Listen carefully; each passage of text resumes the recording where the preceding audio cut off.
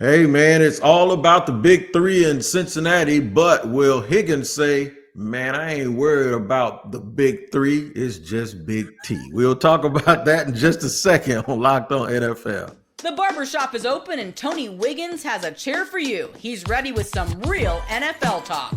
The local experts of Locked On bring their expertise, and Wiggy is ready with his clippers and shears. Sit down and enjoy. The new Locked On NFL starts now. Locked On Podcast Network. Your team every day. That's right. It's your team every day here on Locked On NFL. We thank you for making us your first listen.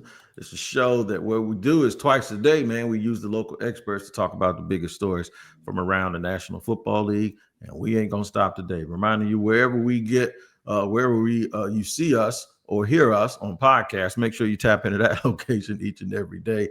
Okay, if you see us or hear us, just make sure you don't miss us here on Locked On NFL.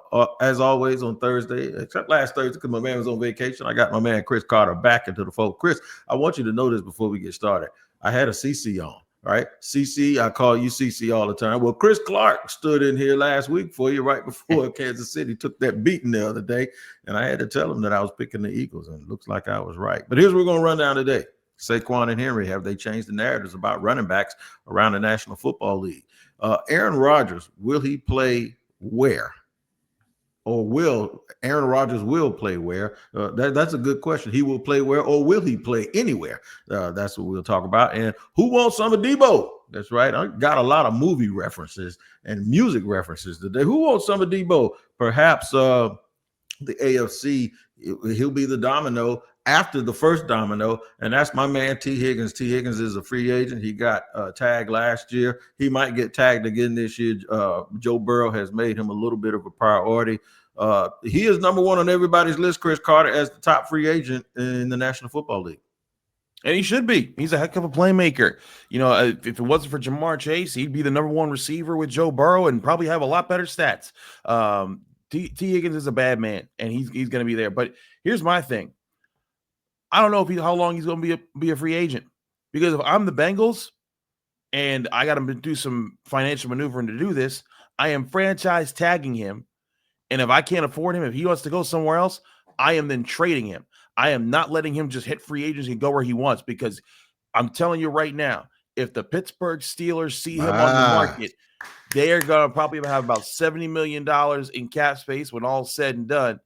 And they're going to be like, hey, T, come on over here. And look, not that the Steelers, you know, they still got to figure out who their quarterback is. Not that their pass game is going to be prolific, but the Bengals would not want to see one of the guys who has tormented the Steelers and every other team that they've faced for years to then become their own problem moving forward. You want to get T. Higgins out of the AFC North, probably out of the entire AFC, get him over to the NFC and get some compensation for him.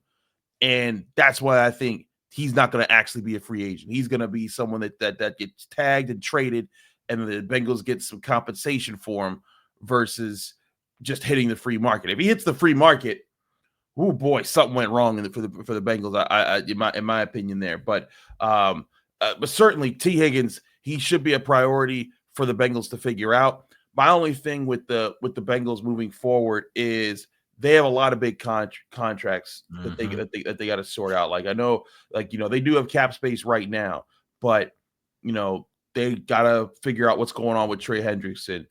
They got to figure out what's going on with the O-line, guys like Orlando Brown, Sheldon Rankins, Sam Hubbard. You know, what's going on with their future. Trey, you know, like we said, Trey Hendrickson, Jermaine Pratt has requested to be traded. Like this, the thing is that like the Bengals, with the talent that they have in Joe Burrow and Jamar Chase, this should have been a Super Bowl contention year. Instead, they were third place behind the Steelers, and they missed the playoffs. And that's because they have done a poor job building the rest of the roster. And if they keep T. Higgins, they're going to keep him at a very high price. And that's going to make for a three-headed monster with Burrow, Chase, and Higgins. Again, that's going to be fun. But then you're probably not going to be able to fix all the problems that have kept you out the playoffs the last 2 years. Now, granted, Joe Burrow was injured 2 years ago, but their offensive line caved, and that was part of the reason why he wasn't there. And it was part of the reason why they couldn't stay afloat and make the playoffs with a backup quarterback.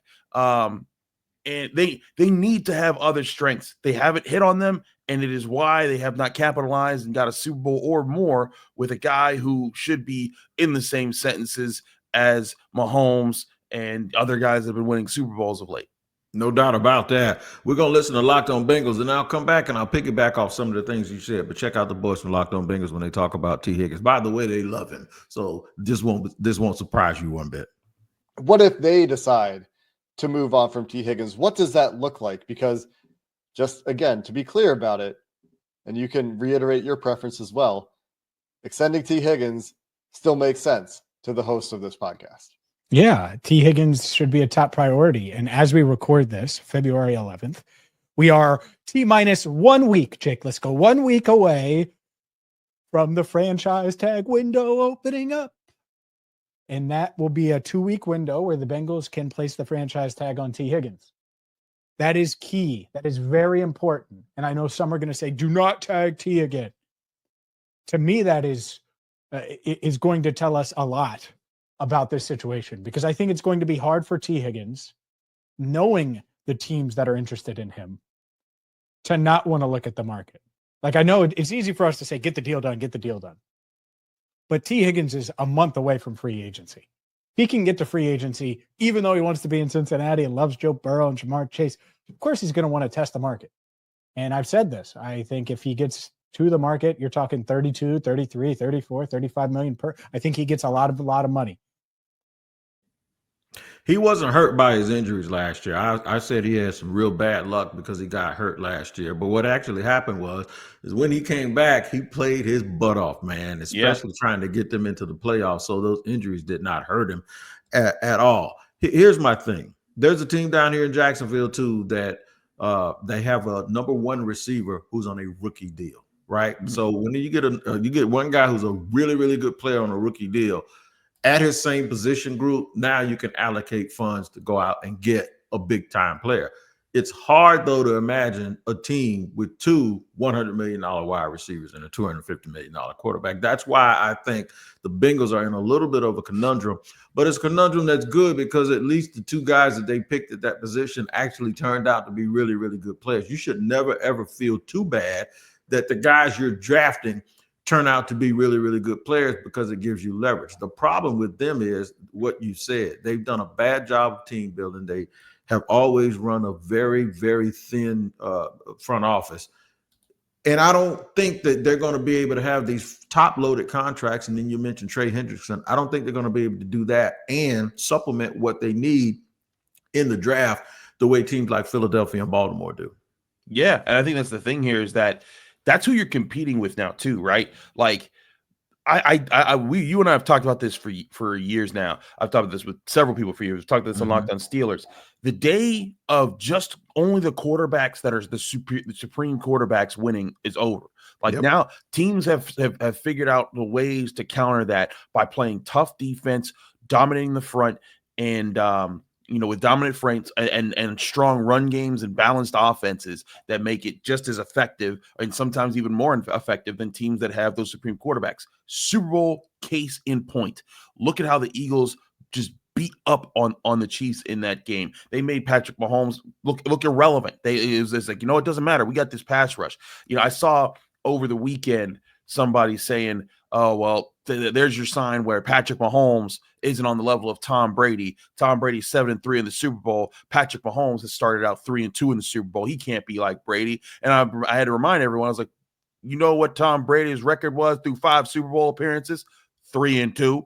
And you know what caused all 4 of the losses between his first 2 losses and Mahomes' first 2 losses? It was dominant defensive fronts. Michael Strahan and the Giants that first time around, Osi Umenyiora and the Giants that second time around, the Buccaneers. Yes, Tom Brady was part of it, but it wasn't Tom Brady that won that Super Bowl. It was the Buccaneers front just terrorizing Patrick Mahomes from the first to the fourth quarter. And just like the Eagles terrorized Patrick Mahomes from the first to the fourth quarter of this Super Bowl, every single time, the way that you beat elite quarterbacks in this NFL, if you're playing, is you got that dominant defensive front that takes away the run and gets after the quarterback. And that's what those teams have had. And that's why you need to build that way. And bringing this back to the Bengals, that's why I think that it's tough for them right now to have to go and invest in T. Higgins if they want to do that, because then it's going to give them a very slim to none chance to develop the things to, one, play like that in other positions, but also to be able to counter that. Because what's one of their biggest weaknesses on the team? Offensive line. Say you go up against a team that's like the Eagles that has a dominant defense front. That's why the Steelers have been able to beat them with Joe Burrow when they've had Kenny Pickett or Mason Rudolph over the years. That's why they've been able to do it, because they've had that defensive front that gets after Joe Burrow and destroys things on his end. The Steelers have to be able to do that kind of stuff because they don't have an elite quarterback. If the Bengals want to counter that stuff, they're going to need to make other investments, and that's why I think they are not going to be able to hold on to T. Higgins. You're right. You're dead right. And guess what? I'm glad we brought up Pittsburgh, and I can't tell you that was an accident that we brought up. Maybe he's going to the Steelers, but T is going to be the first domino. That's going to happen whether they tag him, whether they work a deal out with him, whether they make their intentions known. The intentions have been made known in San Francisco, though. And that's another guy, Deebo Samuel, who could end up being the next domino in the AFC. He might end up in Pittsburgh, too. We'll talk about all of that here in just a second on Locked On NFL.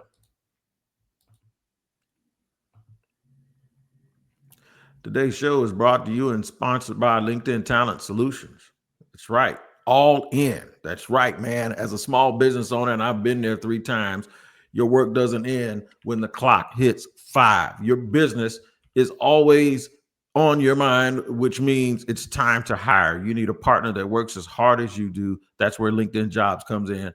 When you clock out, LinkedIn, they clock in. It makes it easy to post your job for free, share it with your network, and get qualified candidates all in one place. Post your job at LinkedIn's new feature can help you write job descriptions and then quickly get your job in front of the right people with deep candidate insights. Hey man, here's a pro tip. Make sure you add the hashtag hiring frame to your profile picture to double your reach to qualified candidates. Post your job for free at linkedin.com/lockedonnfl. That's linkedin.com/lockedonnfl to post your job for free. Terms and conditions apply.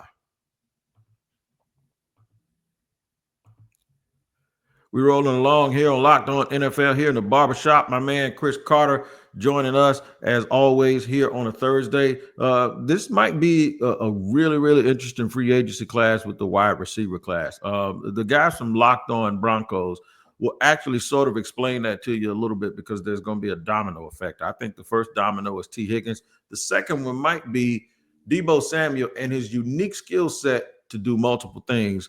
Listen to Sayre as well as my man Cody Rourke out with Locked On Broncos as they're licking their chops, thinking they're going to be a weapon for Sean Payton. I mean, obviously, Super Bowl 59 weekend, there was a lot of hoopla. The Radio Row, there was a lot of talk, not just for the Denver Broncos, but for some other teams around the NFL. And over the weekend, literally right before the Super Bowl happened, the report comes out from Ian Rappaport saying that the San Francisco 49ers, they're looking into exploring a trade for Deebo Samuel, and they've granted his agent permission to seek those types of trades.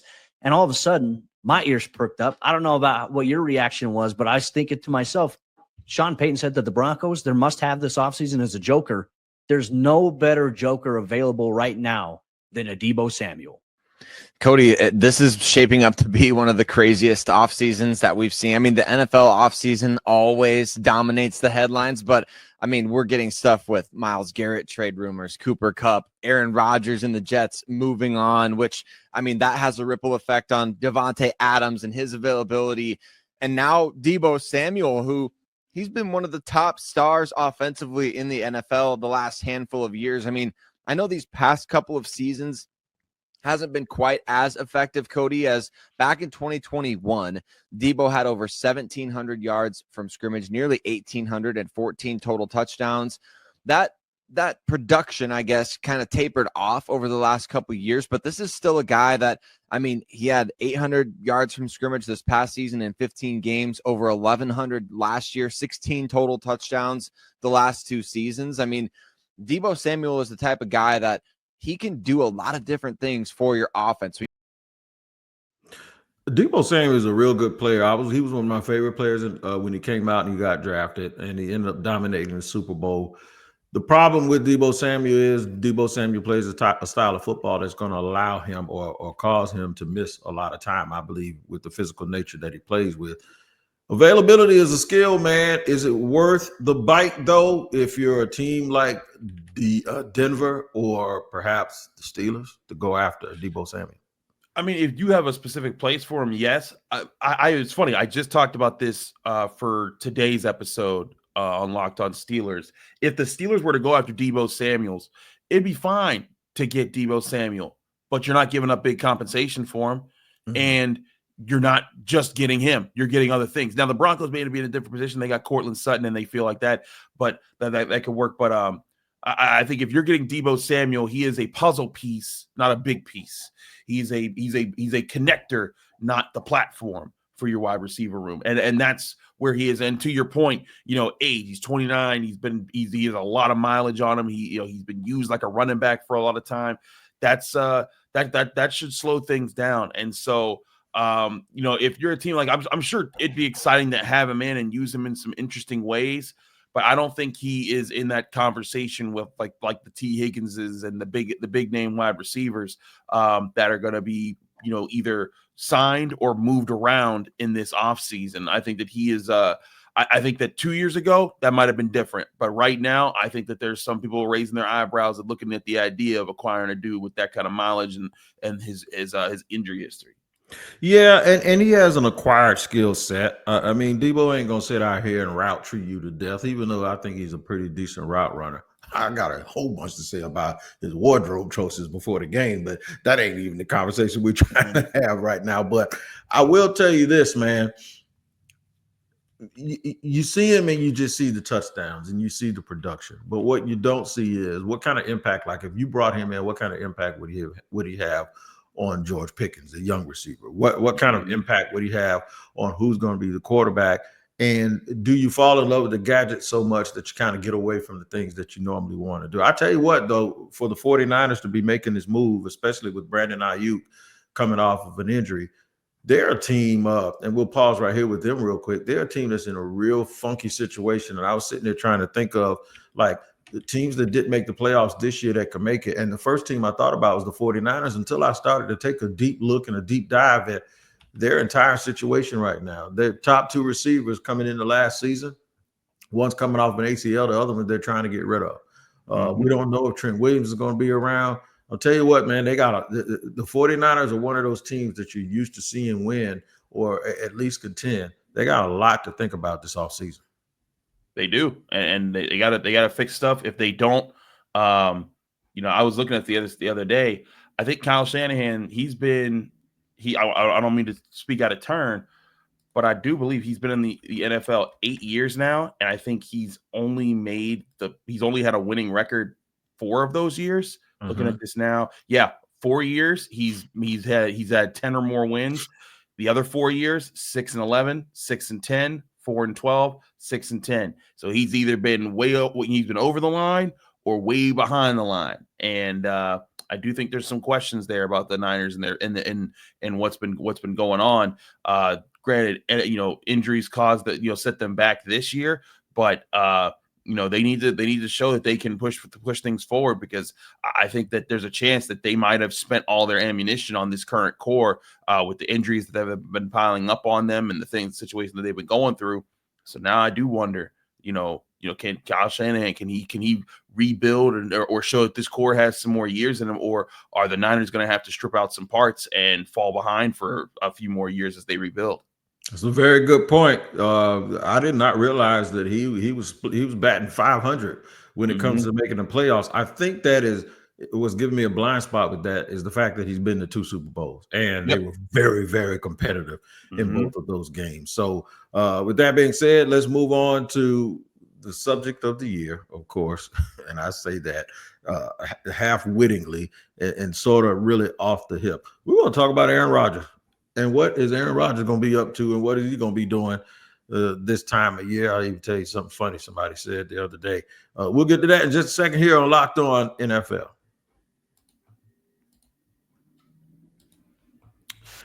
Today's show is sponsored and brought to you by FanDuel. Man, it is just because football season ended, FanDuel is still going. And the NBA tip-offs is almost all-star break. Teams are going to really start dialing in. And there's no better place to get in on that than at FanDuel, which is America's #1 sports book. With FanDuel, you can place live bets throughout the game. So even if you missed the opening tip-off and want to get in on the fourth quarter comeback, you can always stay in the action. And if you're looking for a bigger payday or payout, you can even combine your live bets with the same game parlay. I love using FanDuel's live betting feature because every moment of the game is exciting when you do that, whether I'm backing my team for a late game rally or picking a player to hit a clutch 3. Right now, new FanDuel customers can get $150 in bonus bets if your first $5 bet wins. Just visit FanDuel.com to join today. That's FanDuel.com for your shot at $150 in bonus bets. Make every moment more with FanDuel, an official sports betting partner of the NBA.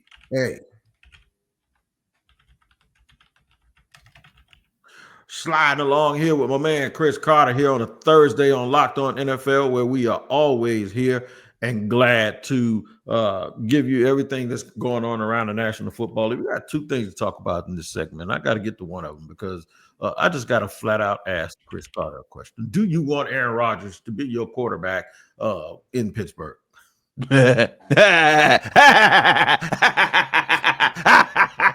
No, like just no. Say it again for the camera. No, we did a whole segment with ESPN's Brooke Pryor where we were just like, oh, if the Steelers do that. Like I said that if the Steelers make that move, count me out. I'm out. Just forget about it. Just try. You know what? Just punt for 2 seasons because it's going to be that bad. That man. Look, the Jets not too long ago were seen as an up and coming team, being one of those teams that was developing the D-line, the O-line, the run game, the defense. They were becoming that team that were like, okay, they've got all these other pieces, and if they just have a quarterback who's solid, they could just get to the fourth, they could get to the playoffs, and then they could be a threat to the Bills and the Ravens and the Chiefs and all this other stuff.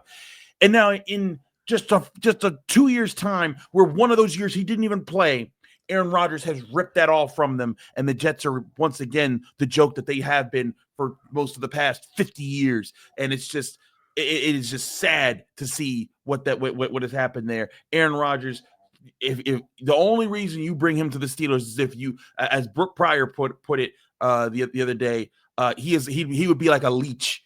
He would be like listen, the leech ain't good for you right now, but it's getting something bad out you. And if you're one of those people that think that Mike Tomlin is just so terrible that he's all the problems, even though he's made 4 of the last five playoffs, that he is the bad egg that was preventing the Steelers from ever getting to the playoffs. And they keep getting to the playoffs, and they keep having good seasons. If you think that he's that problem, then yeah, bring on Aaron Rodgers, because you know what he'll do? He'll blow everything up, and then TJ Watt will be gone, and Cam Hayward will be gone, and everything else will be gone, and then you can just start all over again with no stars, no core, no nothing. And if that's what you really want, go ahead and do it. But Aaron Rodgers, I would not put him near my organization. And I would you know what? I would rather have Tyrod Taylor and then go draft a guy this year. And this year's not even a good quarterback draft class. I would rather suffer that than have to have him come up and destroy my locker room chemistry, go on Pat McAfee and then talk about how, oh man, I just don't know about this team. I wanted them to go get T. Higgins and Jamar Chase. Why didn't they give me that? I don't know. And then blaming your GM, blaming your coach, never taking responsibility for just playing absolutely terrible. Why would you want that on your team? Stay away. I think it would be best for most teams if Aaron Rodgers just folded at this point and called it a career and then joined the Pat McAfee show as a daily host or whatever. Well, the Jets feel the same way, but I gotta let you give you a little bit of Pete Axtell, the late great Pete Axtell, former. I know I'm dating myself here, but he's long time sports analyst and commentator on NBC. He once called the Jets the big green fungus in New York, and I have never allowed that to leave my mind because they haven't ever played well enough. For the Jets to say, oh no, we got to get this clown out of here, that's telling you something. Listen to my man John Butchko here. Jay Glazer reports Aaron Rodgers' Jets career is over. I'm John, the host of Locked On Jets, and Fox Sports' Jay Glazer has a huge report that the Jets have met with quarterback Aaron Rodgers and informed him he is not part of the team's plans in the future and that he will not return as the Jets quarterback in 2025. This was really the only move the Jets can make. By any standard, the Rodgers era was a complete failure for the Jets. Of course, that first season, it wasn't his fault. He was injured. He suffered the Achilles injury in week 1 against the Buffalo Bills. But 2024 was just a complete disaster for the Jets. The team went 5-12. The team talked about a Super Bowl run preseason, but they ended up being one of the worst teams in the league. And Rodgers' play was a big part of that. He had one of the worst seasons of his career. It just does not look like he can play at an elite level anymore. And he would have cost the team another $37.5 million if he returned.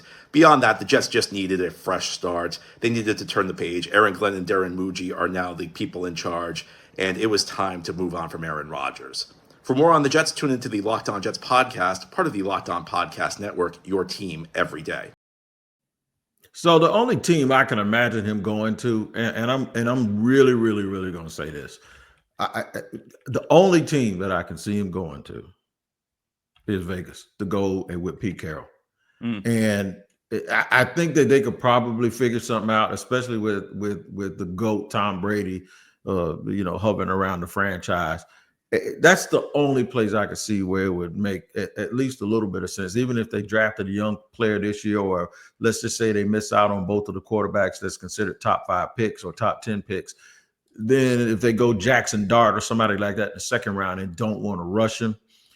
But even then, you think of it, Aaron ain't really the mentor type, man. So I agree with you, Chris. I think it's going to be very, very hard to find a place for him, and he might end up on our TV screens every single day.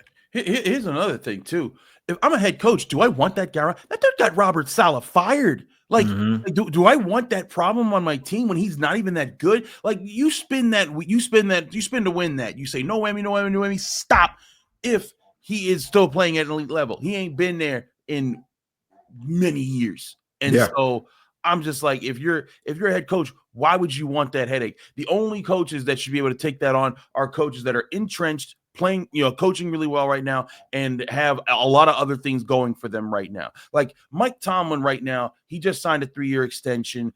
So he has 3 years after this past season. So so technically Mike Tomlin could take that on. Mike Tomlin's got a lot of other things to do on his team right now. He ain't trying to deal with all that.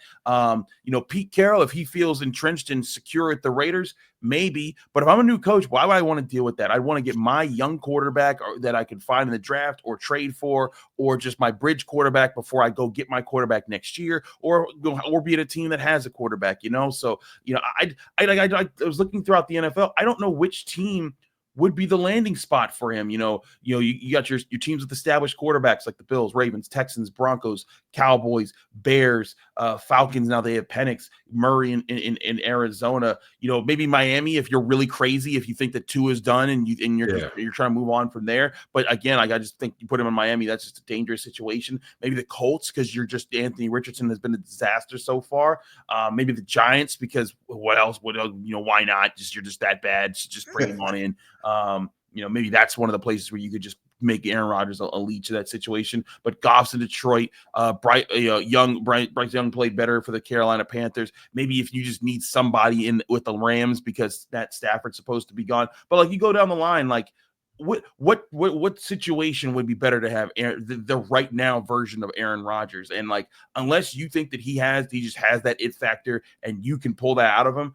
But I see that as a very, very risky move for any head coach to pull right now. I agree with you. Something else that we've agreed on as we close the show here the next 2 or 3 minutes is we have always talked about how the old school. I talk about it with you, and I talk about it with Matt Williamson also. How this season we saw the old school type of football come back, and football is kind of really cyclical. And that's why I'm glad we saw Vic Fangio flex and show and do his thing, right? And even Kellen Moore, who's known as a passer, the new head coach of the New Orleans Saints, Kellen Moore, by the way, who's known as a passing guy, turned to the run this year and then was able to go back to the pass when teams tried to stop the run. The reason why I want to talk about the running game is because there was this conversation that Derrick Henry was the last Hall of Fame running back we were going to ever see. And I always tell people never say ever because things are cyclical.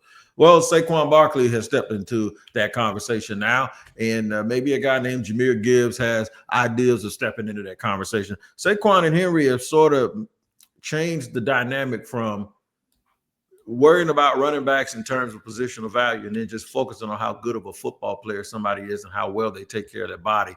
You can still win when your best player, and I'm not saying Derrick Henry is better than Lamar Jackson, but I am saying that Saquon Barkley was the best player on the Eagles team. And you can win when your best player is a running back still. You can. You absolutely can. I've been saying it for years. I think that it's a misnomer when people just try to use, some very specific examples. Christian McCaffrey, look what he did for the Niners when he was healthy. When he's out, he's they miss him dearly. And when he was in, he made them Super Bowl contenders. And it is important to get those guys. Now, I will say this.